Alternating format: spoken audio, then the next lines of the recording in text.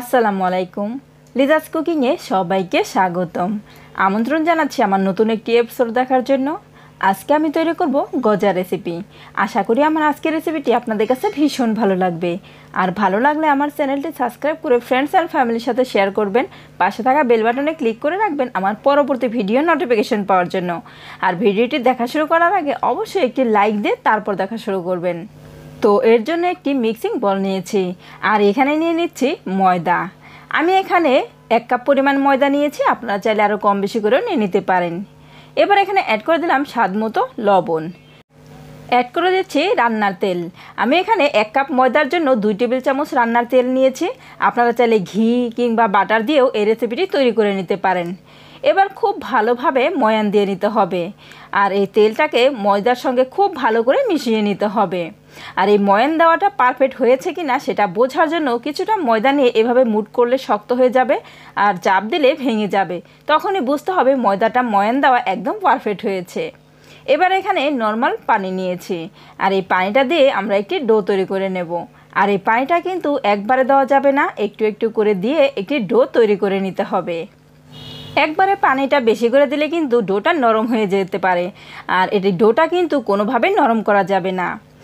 একটু সময় নিয়ে মথে নেওয়ার পর আমার এই ডোটা কিন্তু একেবারে পারফেক্টভাবে তৈরি করা হয়ে গিয়েছে। এবার এই ডোটাকে আমি রেস্টে রেখে দিচ্ছি 30 মিনিটের জন্য। ফিরে আসছি 30 মিনিট পর। 30 মিনিট পর ঢাকনা খুলে ডোটাকে আমি আবারও একটু মথে নিচ্ছি, আর এর মধ্যেই কিন্তু ডোটা একেবারে নরম তুলতুলে সফট হয়ে গিয়েছে। এবার এই ডোটাকে আমি 2 ভাগ করে লেচি কেটে নিচ্ছি। আপনারা চাইলে কিন্তু আপনাদের ইচ্ছের মতো করে লেচিটা কেটে নিতে পারেন। আমি অবশ্য 2টা করেই ভাগ করে নিয়েছি। এবার এখান থেকে একটি লেচি নিয়ে আমি গোলাকার করে শেপ দিয়ে নেব। শেপ দিয়ে নেওয়ার পর এটাকে চাপ দিয়ে একটু চ্যাপ্টা করে নিতে হবে। এবার এখানে কিছুটা ময়দা ছিটিয়ে দিতে হবে। ময়দা ছিটিয়ে দিয়ে একটি রুটি তৈরি করে নেব। রুটি তৈরি করার সময় এভাবে একটু ময়দা ছিটিয়ে দিয়ে রুটিটা তৈরি করে নিলে কিন্তু রুটিটা আর কোনোভাবেই নিচে থেকে লেগে যাবে না। আবার খুব বেশি কিন্তু ময়দাটা দেওয়া যাবে না, তাহলে কিন্তু এগুলো ভেজে নেওয়ার সময় তেলের মধ্যে ময়দাগুলো পুড়ে যাবে, আর এই গজাটা কিন্তু দেখতে তখন ভালো লাগবে না। সেজন্য অল্প করে একটু ময়দা ছিটিয়ে দিয়েই কিন্তু এই রুটিটা তৈরি করে নিতে হবে। আমার এই রুটিটা কিন্তু বেলে নেওয়া হয়ে গেছে, আর এই রুটিটা কিন্তু একেবারে মোটাও হবে না, আবার একেবারে পাতলাও হবে না। মিডিয়াম করে এই রুটিটাকে তৈরি করে নিতে হবে। এবার এই রুটিটাকে আমি একটি পিজা কাটার দিয়ে এটাকে কেটে নিচ্ছি। আপনারা চাইলে কিন্তু এই কাজটা নাইফ দিয়েও করে নিতে পারেন। আর আমি এই গজাটাকে কিন্তু একটু বক্সের মতো করেই তৈরি করে নেব। ডিজাইনটা কিন্তু একেবারে সহজ, সবাই কিন্তু এই ডিজাইনটা তৈরি করে নিতে পারবেন। আর এইভাবে গজা তৈরি করলে কিন্তু এটা ছোট ছোট হবে, এটা দেখতেও কিন্তু খুব সুন্দর লাগবে। গজাগুলো কিন্তু কেটে নেওয়া হয়ে গেছে। এবার এই গজাগুলোকে আমি একটি প্লেটের মধ্যে তুলে নিচ্ছি। আর এই গজাগুলো কিন্তু আমার পছন্দ মতো শেপ দিয়ে কেটে নিয়েছি। আপনারা চাইলে কিন্তু এই গজাগুলোকে আরও ছোট কিংবা আরও বড় করেও তৈরি করে নিতে পারেন। আমার গজাগুলো কিন্তু তৈরি করা হয়ে গিয়েছে। এবার এই গজাগুলোকে ভেজে নেব। এর জন্য চুলায় আগে থেকে প্যান বসিয়ে দিয়ে তেল দিয়ে তেলটাকে একটু গরম করে নিয়েছি। এবার এখান থেকে গজা নিয়ে তেলের মধ্যে ছেড়ে দিচ্ছি। এই গজাগুলোকে তেলের মধ্যে দেওয়ার সময় তেলটা কিন্তু খুব বেশি গরম করা যাবে না, হালকা একটু গরম হয়ে আসলেই কিন্তু গজাগুলোকে দিয়ে দিতে হবে।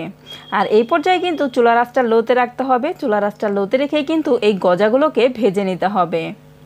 যখন এই গজাগুলোর একটা পাশ হয়ে আসবে ঠিক সেই পর্যায়ে কিন্তু অপর পাশটাকে উল্টে দিতে হবে।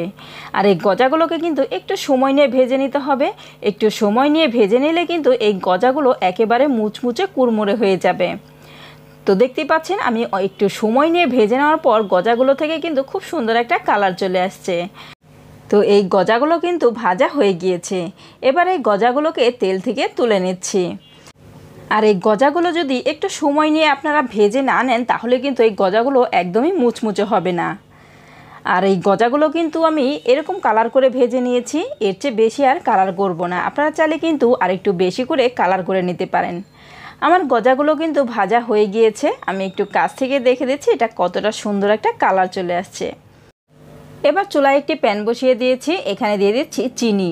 আমি এখানে হাফ কাপ দিয়ে মেপে 2 কাপ চিনি দিয়েছি। এবার এখানে অ্যাড করে দিচ্ছি 1/3 কাপ পানি। আর 1 কাপ চিনির জন্য 1/3 কাপ পানিই কিন্তু যথেষ্ট, এর চেয়ে বেশি দেওয়ার আর কোনো প্রয়োজন নেই। এবার চুলাটা জ্বালিয়ে দিয়ে আমি এইটাকে শিরা তৈরি করে নেব। আর এই শিরাটা কিন্তু একেবারে পাতলা করা যাবে না, এটা একটু ঘন শিরা তৈরি করে নিতে হবে। যখন ঠিক শিরাটা এরকম ঘন হয়ে আসবে, ঠিক সেই পর্যায়ে এখানে আমি গজাগুলোকে অ্যাড করে দিচ্ছি। এই গজাগুলোকে চিনির শিরার মধ্যে দিয়ে একটু নাড়াচাড়া করলেই কিন্তু এই চিনির শিরাটা গজার সঙ্গে খুব ভালোভাবে মিশে যাবে। তো আমার এই গজাটা কিন্তু একেবারে পারফেক্টভাবে তৈরি করা হয়ে গিয়েছে।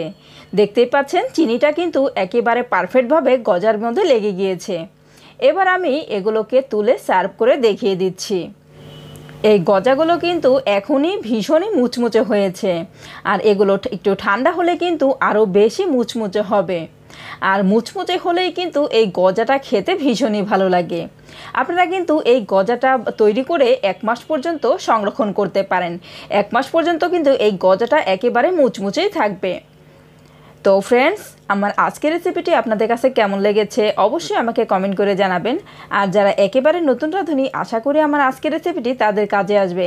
আর যারা একবারও এইভাবে গজা তৈরি করে খেয়ে দেখেন নাই, তারা একবার হলো এভাবে গজা তৈরি করে খেয়ে দেখবেন। আমার বিশ্বাস আপনাদের কাছে ভীষণ ভালো লাগবে। তো আজ এই পর্যন্তই, পরবর্তী পর্বে আবার দেখা হবে। সবাই ভালো থাকবেন। আল্লাহ হাফেজ।